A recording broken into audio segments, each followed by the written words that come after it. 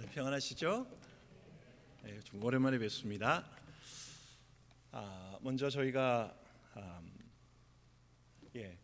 먼저 감사의 말씀을 드리고자 합니다. 지난 2006년부터 지금까지 한결같은 사랑으로 함께해 주신 여러분께 감사를 드립니다. 2006년엔 저희가 애가 둘밖에 없었고요. 둘째 애가 6개월 때 저희가 선교사로 떠났습니다. 저희 아이들은 전부 다 그 선교지에서 자라고 있습니다. 물론 저희도 자라고 있습니다. 체중도 자라고. 그러면서 하나님께서 주신 은혜를 많이 경험을 하게 됩니다. 시간이 지나면서 많은 삶과 하나님 은혜와 축복을 누리면서 자라고 삶이 풍성해지고 또 사역이 풍성해지고 또한 점점 자라면서 드디어 이제 금년에 또 큰 아이가 대학을 들어가게 되는, 제가 강변교회 1995년 1월에 왔기 때문에 우리 20년이 넘는 기간 동안 홀단신으로 와서 때를 이루고 하나님 은혜 가운데서 정말 많은 은혜를 경험하고 있습니다. 지금까지 함께해 주신 여러분 참으로 감사를 드립니다. 저희가 살고 있는 곳은 필리핀에서도 안티폴로입니다. 마닐라에서 1시간 반 정도 떨어진 곳이고요. 이 안티폴로는 최근에 그 음식 칼럼니스트가 필리핀에서 피살됐던 그 동네이기도 합니다.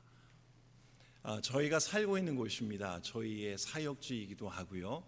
큰 컴파운드 안에 건물 2개가 있고 저희가 살고 있는 집은 2층 오른쪽에 기역자 모양으로 된 곳이 저희의 훈련원입니다. 저희가 사역하고 있는 곳의 공식적인 이름은 바울선교회 글로벌 인적자원개발센터에서 이 안에서 한국인 선교사를 훈련하는 센터가 있고요.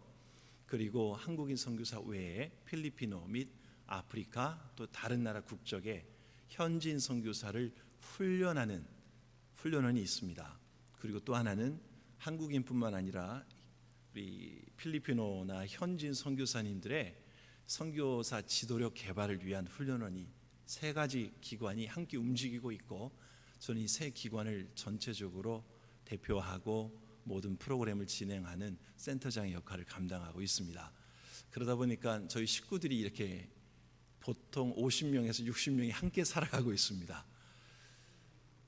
스태프들이 한 17명 정도 있고, 매 기수마다 한국인 선교사 훈련생, 국제 선교사 훈련생 함께 살고 있습니다. 첫 번째로 저희가 한국인 선교사 타문화 적응 훈련이라 해서 국내에서 훈련을 이미 마친 분들이 다시 이곳에 와서 언어와 문화와 타문화권 사역을 8개월간 훈련을 받습니다.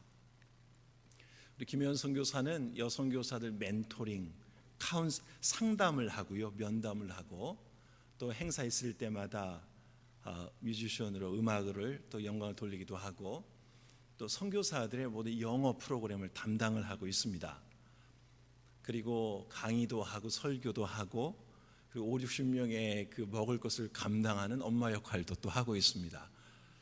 그리고 공사 있을 때 또 공사도 잘 일합니다. 가드너 역할도 하고, 이쯤 되면 너는 뭐하냐 이러실 수 있죠. 물론 저도 같이 훈련을 하고 프로그램을 진행을 하고 있습니다.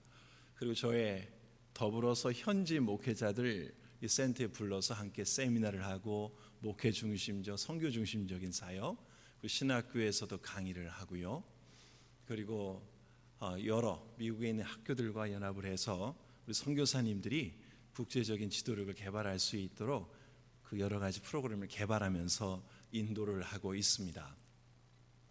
이 현지인 선교사 훈련은 6개월간 진행이 되고 있습니다. 지금도 역시 훈련이 진행되고 있고요. 여기에서는 필리핀 사람들뿐만 아니라 아프리칸들, 그리고 베트남, 방글라데시, 또 중미의 IT에서도 와서 6개월간 함께 살면서 훈련을 받습니다. 그리고 이분들이 전부 다 다시 다른 나라로 가서 사역을, 선교사로서 사역을 하고 있습니다. 훈련 기간 중에 이렇게 길거리에 나가서 드라마나 또 외침, 또 다양한 선교사 훈련을 하고 있고요. 앞으로 이 훈련원이 필리핀뿐만 아니라 브라질과 또 불어를 쓰는 아프리카의 세네갈, 그리고 아랍어를 쓰는 요르단, 그리고 중국어를 쓰는 중국 본토, 그리고 러시아어를 쓰는 러시아를 공용어로 하는 우크라이나에 또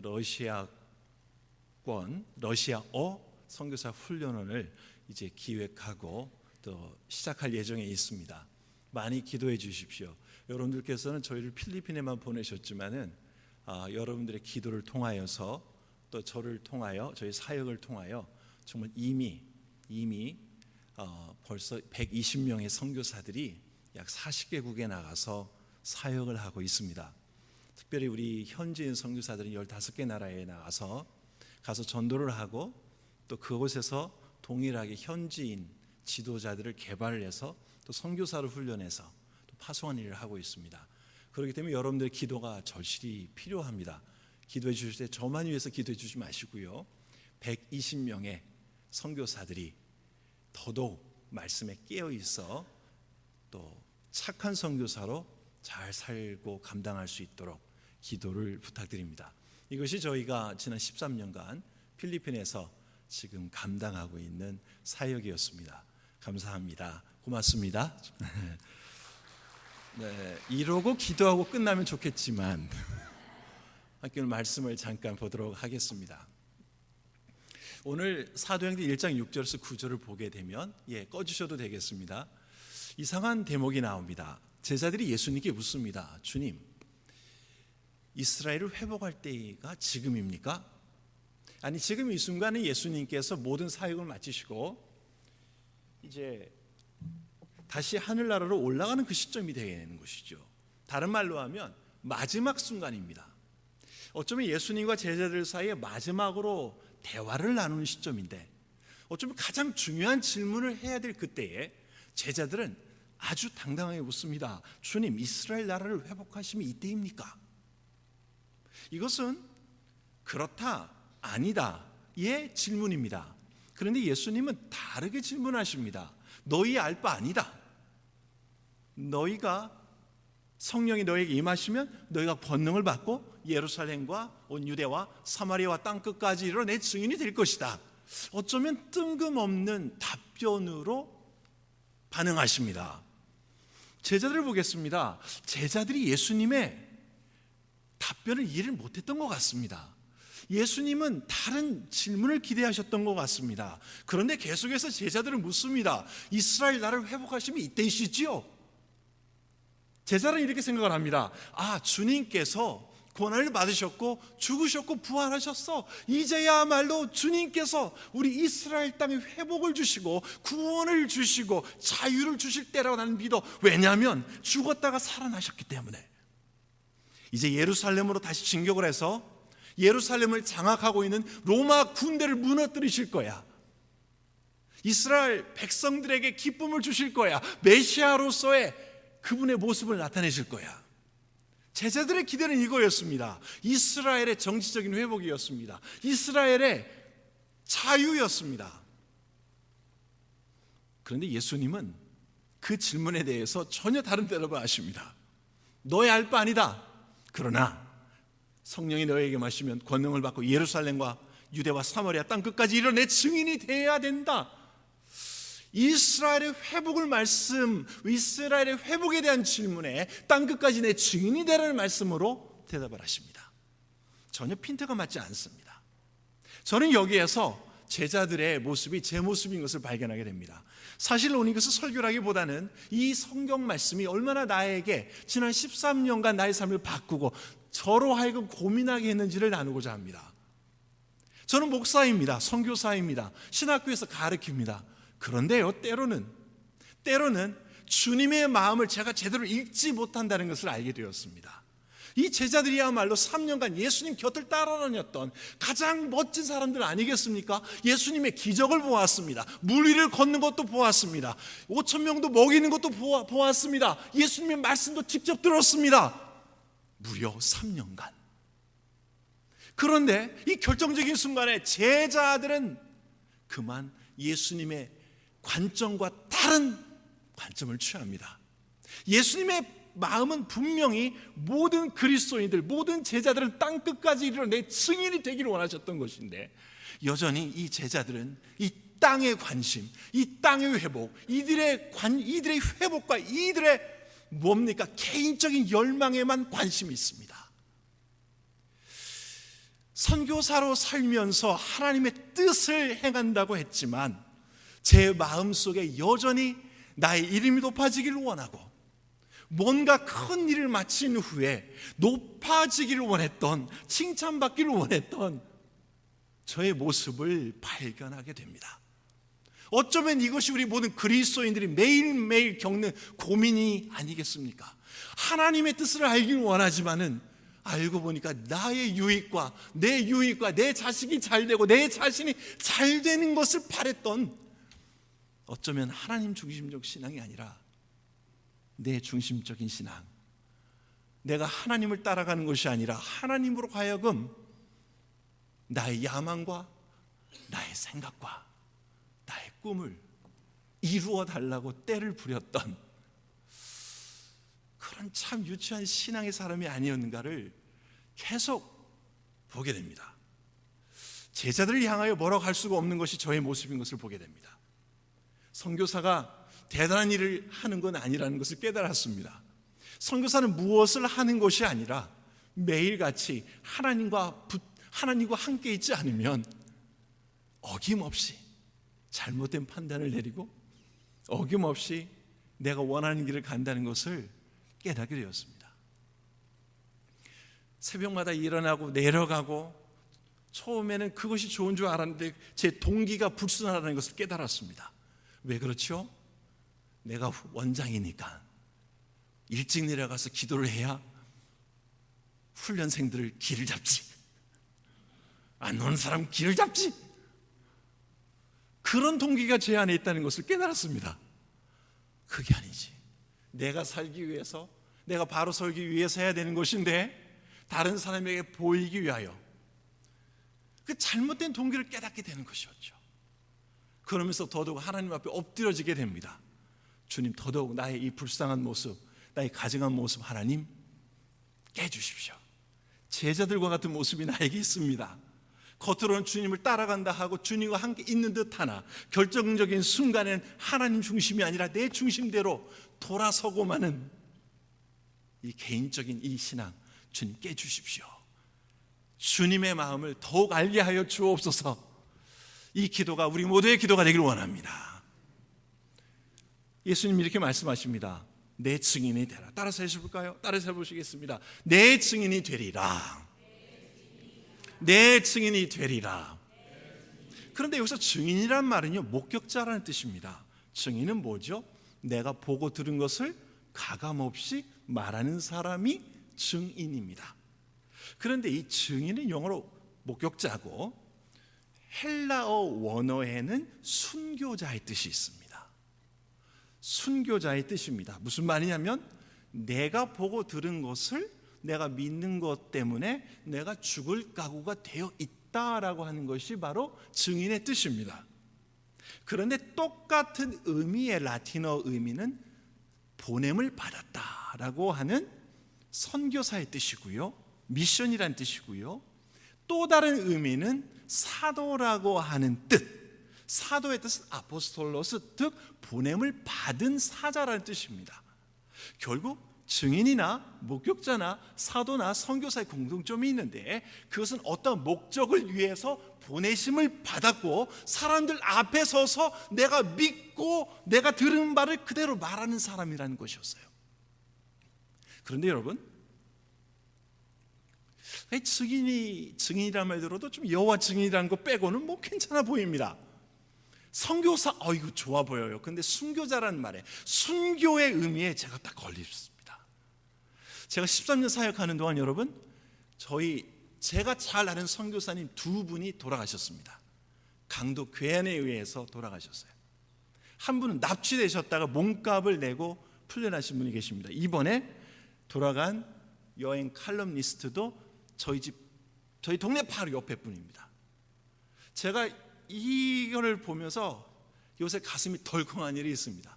그 길은 저희가 맨날 다니던 길입니다. 한 선교사님 납치됐던 길도 제가 맨날 사역을 위해 다니던 길입니다. 제가 분명히 그랬습니다. 제 목숨 걸고 주를 섬기겠습니다 했지만은 저는 그러지 못했다는 걸 깨달았습니다. 전에는요,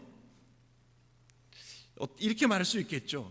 그 어두운 밤에 새벽 2시에 3시에 차를 몰고 나가고 지름길로 간다고 시골길을 다녔던 길들이 사실 모든 범죄가 벌어지는 현장이었는데 그거 아랑곳하지 않고 다니던 사람이 이제 2년 전에 우리 선교사 한 분이 강도에 의해서 죽임을 당하고 또 이렇게 죽임을 당하는 소식을 들었을 때 제 마음이 급속히 위축되는 것을 느꼈습니다. 울고 불면서 주님 내가 순교자로서 살아가겠습니다 했던 그 용기는 사라지고 내가 죽으면 내 처자식은 어떻게 하나라는, 그런데 이 마음을 하나님이 아셨는지 저에게 금년에 2번의 죽을 기회를 또 한번 경험케 하셨습니다. 2019년 3월 10일에 에티오피아 항공 추락한 거 아시죠? 들으셨나요? 하마터면 제가 거기 있을 뻔했습니다. 제가 원래 그 일정에 그곳에 있어야 됐는데 일정을 바꾸면서 제가 그 자리를 피하게 됐습니다. 이 2주 전에는 방글라데시에 가는 비행기가 급속하게 4초간 자유낙하를 하면서 그때 모든 사람이 식사를 하고 있었는데 비행기가 쫙 가라앉으면서 저는 보았습니다. 기적을 보았습니다. 모든 식기가 공중에 붕 뜨는 걸 보고 왔습니다.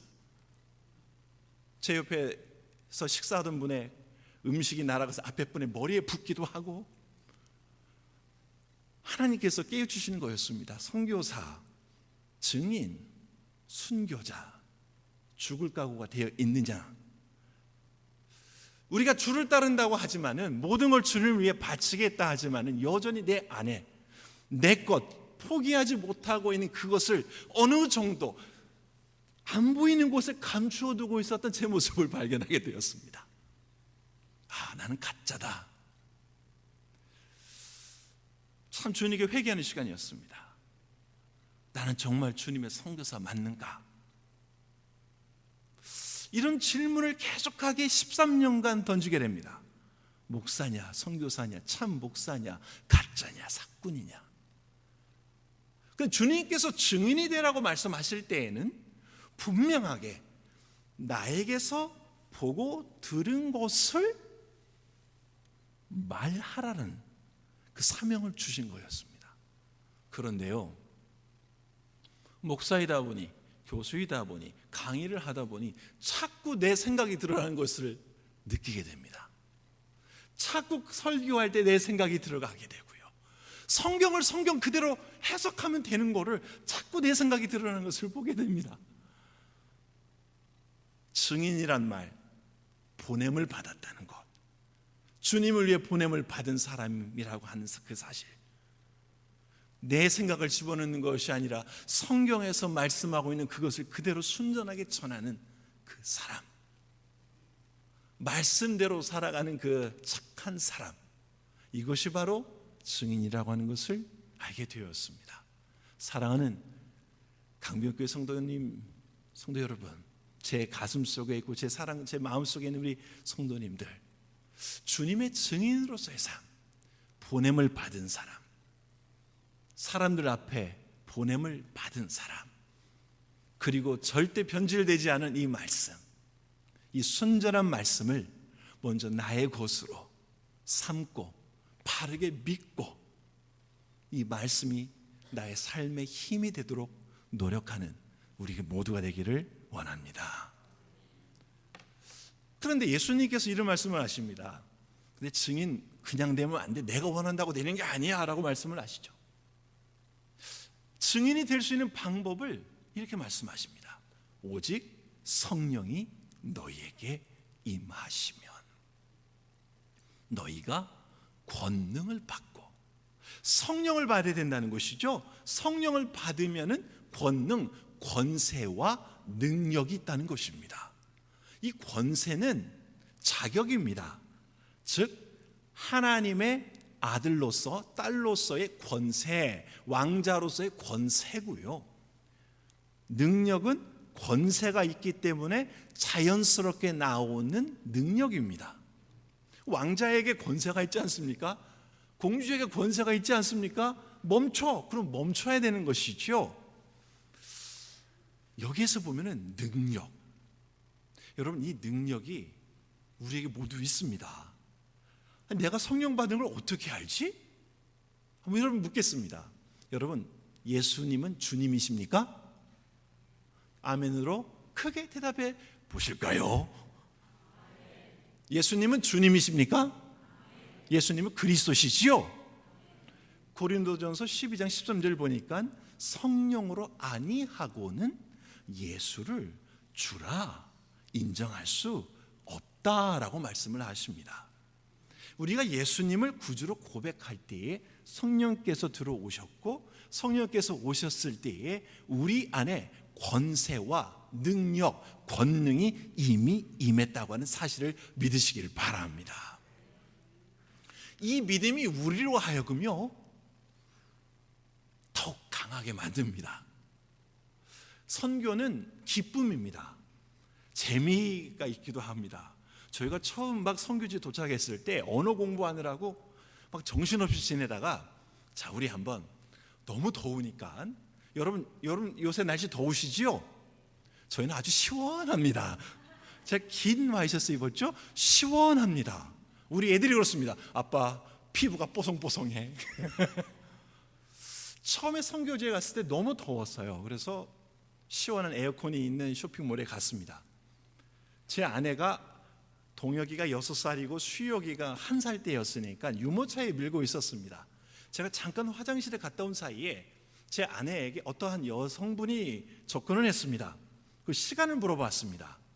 몇 시죠? 시간을 물어보고 답을 해주고 딱 보니까 우리 아이 옆에 있던 유모 가방이, 무슨 가방이라고 그러죠?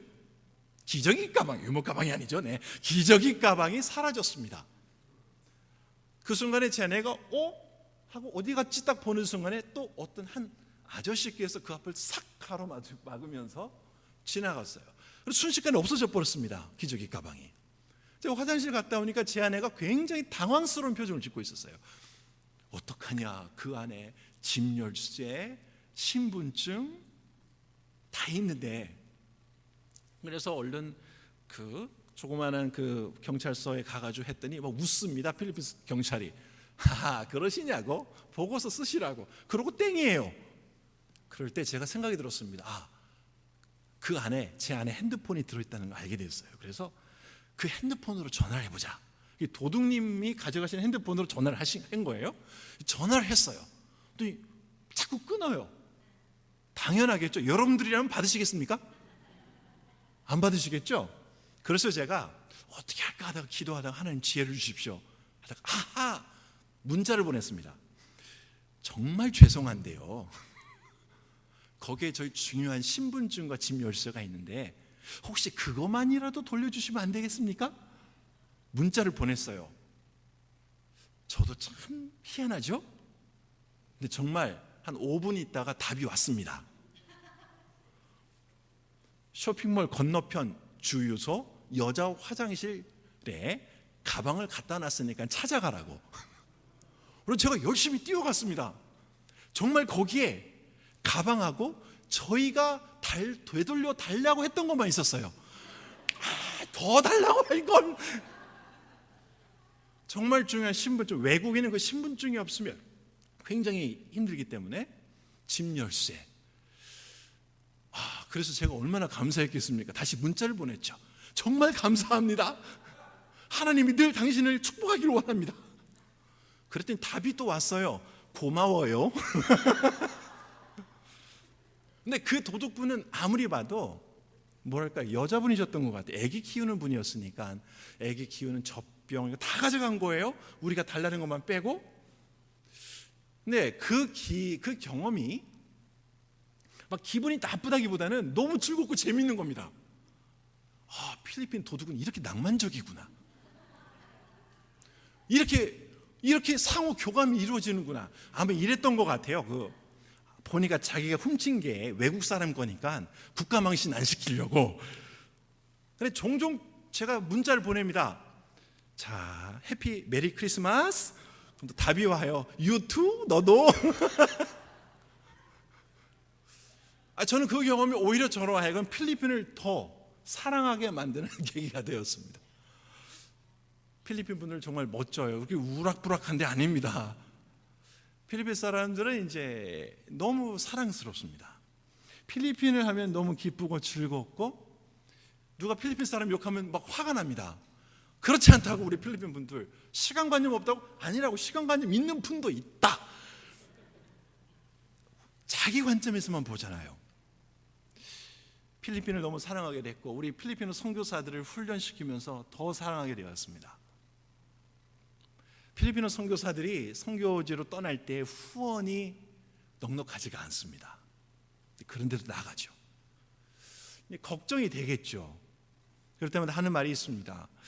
너희들이 돈이 없을 때 나한테 연락을 해줬으면 좋겠습니다. 너희들이 연락해 주면 좋겠습니다. 연락을 주시기 바랍니다. 여러분들이 굶을 때 나도 함께 굶겠습니다. 함께 갑시다. 끝까지 갑시다. 이제까지 굶은 적 없습니다. 하나님이 다 책임져 주시는 거죠. 저는 필리핀 선교사들을 보면서 너무 재미있는 일들이 많이 있습니다. 오늘 불교권에 우리 필리핀어 선교사님들 보냈어요. 그랬더니 어느 날 막 급하게 카톡으로 페이스북 메신저로 연락이 왔습니다. 이메일도 연락이 왔어요. 저기 제가 혹시 이런 말씀 드려도 될지 모르겠지만 왜 그러냐고. 제가 산책을 하고 있는데 불교권입니다. 우리 스님들 몇 분께서 자기가 접근을 했다고. 왜 그러냐고. 보니까 필리핀 사람인 거 맞냐고. 그렇다고 그랬더니 혹시 우리 절에 와서 영어 좀 가르쳐 줄 수 없겠냐고 그런다고. 갈까요 말까요? 제가 뭐라고 했겠습니까? 갔어요. 가서 영어를 가르칠 때 뭘로 가르쳤겠습니까? 영어 성경어를 가르치는 거죠. 몇 달 후에 다시 연락이 왔습니다. 그분들께서 자기들의 어떻게 말해야 되죠? 더 큰 절로 저희들 초청을 합니다.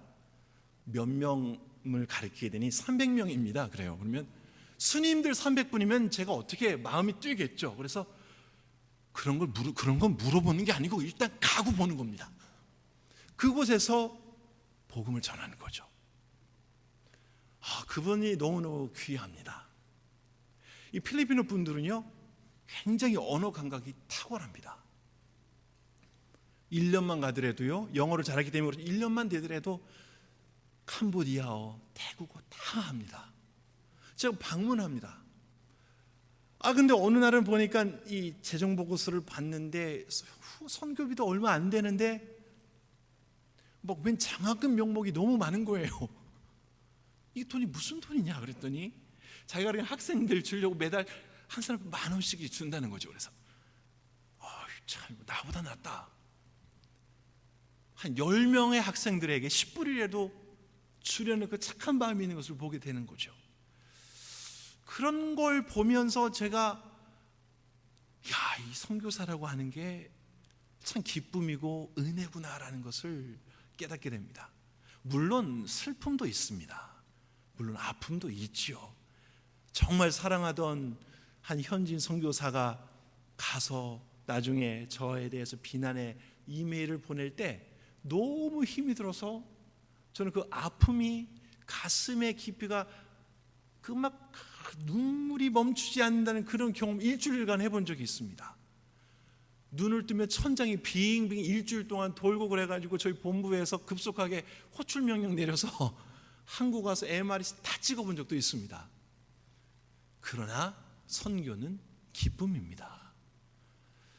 선교는 기쁨입니다. 하나님의 말씀이 전해지는 것, 한 사람의 삶이 바뀌는 것을 볼 때마다 이것은 기쁨이고 특권이고 그리스도인의 영광스러운 특권이라는 것을 깨닫게 됩니다. 그런데 이걸 어떻게 극복할 수 있냐고요? 바로 성령의 능력 때문에 그렇습니다. 성령께서 시시때 때마다 위로를 하십니다. 말씀을 통해서 위로하십니다. 새벽에 기도할 때, 새벽에 말씀 큐티할 때에, 점심에 기도할 때 성령께서 다시 힘을 주십니다. 계속 가자라고 말씀을 하십니다. 멈추지 말자라고 말씀을 하십니다. 왜냐하면 저의 유익을 구한다면 그만두어야 되겠지만은 정말 내가 이러려고 선교사가 됐나 자괴감이 들 때도 있지만 우리의 표대는 내가 아니라 하나님이기 때문에 그렇습니다. 그리스도인으로 살아간다는 거, 녹록하지 않은 거 저는 많이 느끼고 있습니다.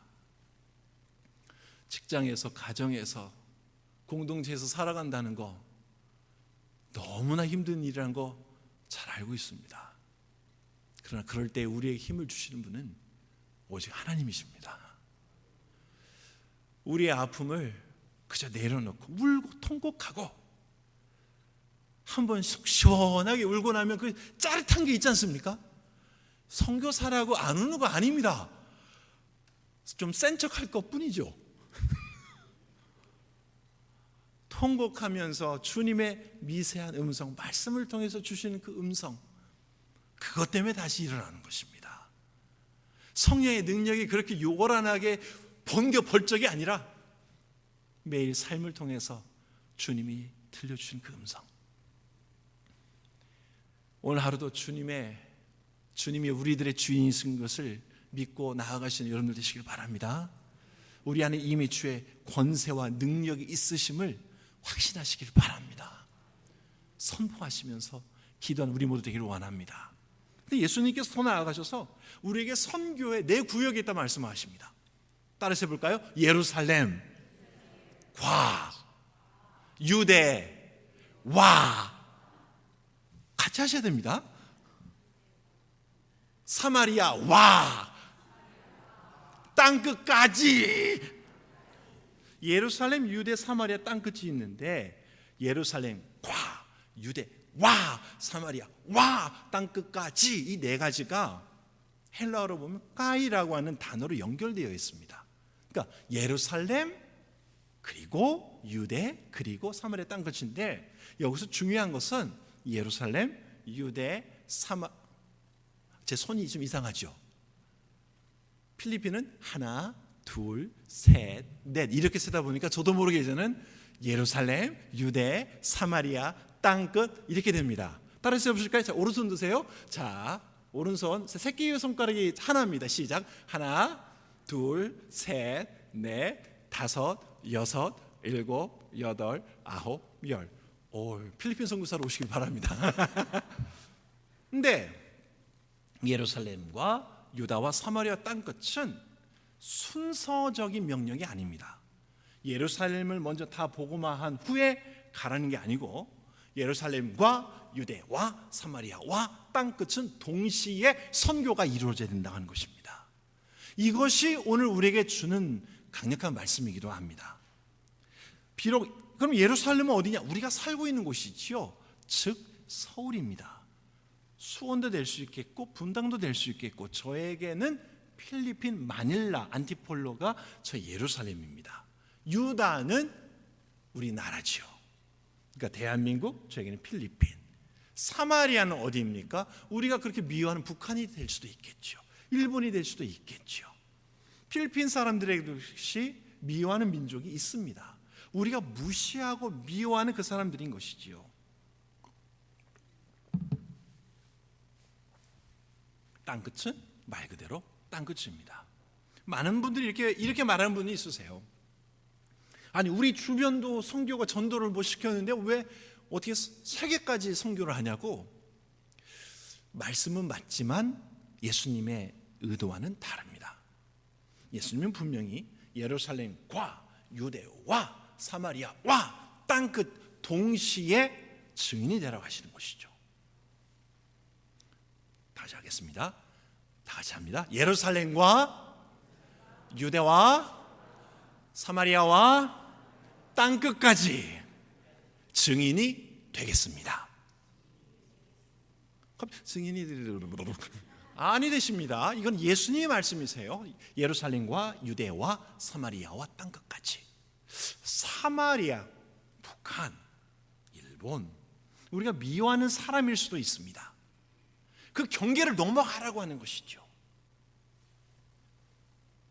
쉽지 않습니다. 정말 쉽지 않습니다. 그런데 주님의 명령이기 때문에 하는 것입니다. 그렇기 때문에 우리가 보면 여러분들이 일본에도 선교를 하시고 러시아도 하시고 필리핀도 하시는 이유는 잘하고 계시는 겁니다. 그런데 이럴 수 있죠. 그래, 나는 여기에 남아있을 거야. 선교사님들은 나가서 선교사님들 역할 하시면 되지 않겠는가? 그렇지 않습니다. 여기에 남아있든 선교지에 가 있든 우리 모두는 이미 주의 증인으로 선교사로 부름을 받은 줄 믿으시길 바랍니다. 대신 우리에게 각자의 주신 영역이 있을 뿐입니다. 나가는 선교사가 있습니다. 제가 나가는 선교사죠. 여러분들은 기도 선교사입니다. 여러분 묻습니다. 1년에 복음 때문에 예수님을 믿는다고 하는 이유 때문에 죽는 사람 숫자가 몇 명인 줄 아십니까? 16만 명입니다. 한 달이면 13,800명입니다. 하루는 300명 정도 됩니다. 시간당 18명입니다. 10분당 3명의 그리스도인들이 지구 어디에선가 죽임을 당하고 있습니다. 죽임을 당하고 있다는 것은 투옥되어 있는 사람이 더 많다는 것이죠. 16만 명이 죽었다면 16만 명과 관련된 가족들은 더 많다는 것이죠. 우리는 이곳에서 우리만을 위해서 기도할 것이 아니라, 부탁드립니다, 선교사만 위해서 기도할 것이 아니라 이름은 모르지만 지구 다른 편에서 복음 때문에 감옥에 갇혀 있고 죽임을 당한 그 선교사들 위해 기도 부탁드립니다. 요새는 그분을 생각하면서 가슴이 너무너무 막막합니다. 왜냐하면 제가 훈련시켰던 아프리카 훈련생들은요, 자기 눈앞에서 모슬렘들이 자기 친척들을 그냥 죽이는 걸 봤던 사람들입니다. 이야기 들으면요, 저 가슴이 먹먹해집니다. 이것은 실제입니다, 여러분. 우리가 대한민국이라고 하는 이 안전한 곳에 있으니까 그렇죠? 그렇지 않습니다. 여러분, 필리핀에서도 사람의 죽음의 위협을 저도 바라본 적이 있습니다. 잘못된 일이 있어서 가서 화해를 시키기 위해서 갈 때에 저의 사랑하는 현지인 동역자가 저를 눈물로 막는 적이 있었습니다. 절대 가시면 안 됩니다. 이런 상황 가시면 그들은 분명히 이 선교사님을 분명히 어떻게 할 겁니다. 제발 가지 마십시오. 여러분, 실제로 발생하는 겁니다. 그렇다면 여러분, 이곳에서 우리는 안전하다, 좋다? 아니요. 우리들에게는 하나님께서 우리들에게 안전을 주실 때는 더 많이 큰 소리로 기도하라고 우리를 이 평안한 곳으로 이끄신 줄 믿으시길 바랍니다. 전 세계에서 아직도 고통 가운데 있는 그 그리스도인들 너무너무 많습니다. 작년 7월에 탄자니아 잔지바르에 방문했습니다. 훈련시켰던 필리핀어 선교사가 있기 때문에 잘 적응하고 있는지 가봤습니다. 거기는 99.8%가 모슬렘입니다. 숨도 못 쉽니다. 여러분, 이게 현실입니다. 여러분, 전쟁터에서 맨 앞에나 총 들고 싸우는 사람, 군인만, 훈장만 아니에요. 뒤에서 그들을 지원하는 사람들도 동일한 군인들입니다. 나가는 선교사가 위대하다고 생각하지 마십시오. 말씀드렸지 않습니까? 선교사라고 해서 완벽한 거 아니라고, 선교사라고 해서 늘 자기중심적으로 생각을 하고, 선교사이긴 하지만 늘 깨어진다고요. 저는 오히려 여러분들이 더 대단하다고 생각합니다. 여러분, 나가는 선교사가 대단하다, 절대 그거 아닙니다. 우리 모두 나가는 선교사가 있으며 보내는 선교사가 있고요, 기도 선교사가 있습니다. 직장 선교사가 있고요, 길거리 선교사가 있습니다. 그래서 마태복음 5장 16절 이렇게 말합니다. 너희 착한 행실을 사람들에게 보여 그들로 하여금 하늘에 계신 아버지께 영광을 돌리게 하라. 우리가 있는 곳에서, 우리가 있는 그곳에서 선교사의 삶을 살기를 주님은 원하십니다. 나가는 선교사를 위해 기도해 주십시오. 그러나 여러분들은 이미 이 대한민국 땅의 선교사입니다. 예루살렘 땅, 그러나 유대, 사마리아 땅끝 이 네 군데가 모두 여러분들의 선교지인 것을 믿으시길 바랍니다. 여러분들의 사업장을 사용하십시오. 어쩌면 여러분들에게 좋은 직장을 주신 이유는 그곳에 있는 부하 직원들, 동료들, 선임들을 그리스도의 빛을 보여 그들로 하여금 말하지 않아도 그들이 살아계신 하나님께 영광 돌리도록 부름을 받은 선교사라고 생각을 합니다. 부모님들이라면 여러분들은 가족에게, 자녀들에게 착한 그리스도인의 모습을 보이도록 부름을 받은, 이 말 하는데 우리 애들이 째려봅니다. 그런 부모 선교사로 부름을 받았다고 하는 것이죠. 어디를 가든지 무엇을 하든지